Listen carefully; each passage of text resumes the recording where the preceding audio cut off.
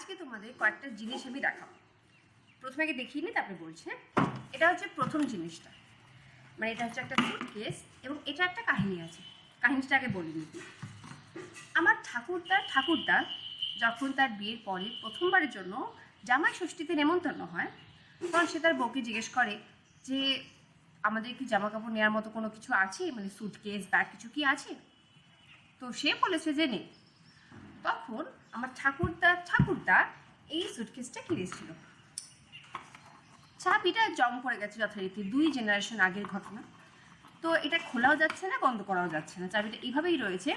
এবং এটা কিন্তু যথেষ্ট ভারী, এটা যথেষ্ট ভারী। এর মধ্যে অনেক কিছু রয়েছে, জামা কাপড় আরও অনেক কিছু থাকতেও পারে।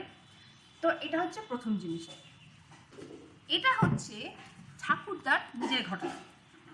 ঠাকুরদা যখন তার বিয়ের পর জামাই ষষ্ঠীতে প্রথম নেমন্তন্ন পায়, তখন সে তার বউকে জিজ্ঞেস করে, মানে ঠাকুমাকে জিজ্ঞেস করে যে আমাদের কি ব্যাগ নেওয়ার মতো কিছু আছে?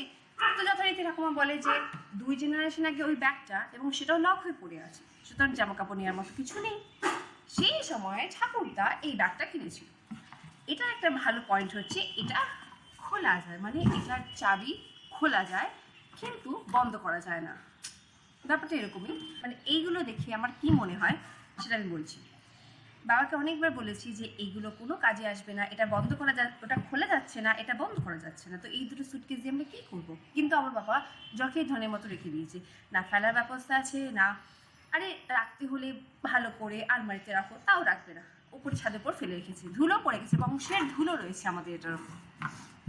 এটাই স্মৃতি সমেত রেখে দেওয়া হয়েছে, ফেলা যাবে না।